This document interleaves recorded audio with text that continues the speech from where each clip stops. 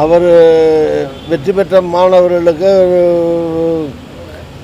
காசு இருந்தாலும் கொடுக்கறதுக்கு மனசு வேணுமில்ல. பெரிய நடிகர், நிறையா சம்பாதிக்கிறாரு, நிறையா காசும் இருக்குது, உதவி செய்கிற மனசும் இருக்குது, கொடுக்குறாரு. பிள்ளைங்க வெற்றி பெற்ற பிள்ளைங்களுக்கு பாராட்டுற விதத்தில் தோடு, தொங்கட்டாம், மோதிரம் இதெல்லாம் போடுறாரு. நல்ல விஷயம் தானே. அதையும் போய் எதிர்ப்பானே, அதில் ஒன்றும் தப்பு கிடையாது. பண்ணிட்டு போட்டோம், தப்பு இல்லை. முடிஞ்சவங்க யார் வேணாலும் பண்ணலாம். அவர் பண்ணுறதுக்கு வாழ்த்துக்கள் தான், பாராட்டுகள் தான். அதே நேரத்தில் அவர் பாராட்டுற போது ஒருத்தர் காமராஜர்னு சொல்லலாம், ஒருத்தர் எம்ஜிஆர்னு சொல்லலாம், ஒருத்தர் மகாத்மா காந்தின்னு கூட சொல்லலாம். இப்படி யாராவது பேசுகிறவங்க வாழ்த்து சொல்லுவாங்க. பட் என்னை பொறுத்த வரைக்கும் காமராஜர் ஒரே ஒரு காமராஜர் தான், ஒரே ஒரு எம்ஜிஆர், ஒரே ஒரு காமராஜர், ஒரே ஒரு காந்தி தான். இவங்களோட எல்லாம் யாரோட தமிழ்நாட்டில் ஒரே ஒரு கலைஞர் தான். இதில் இவங்க அண்ணா ஒரே ஒரு அண்ணா தான். இவங்களோடலாம் யாரையும் ஒப்பிட முடியாது.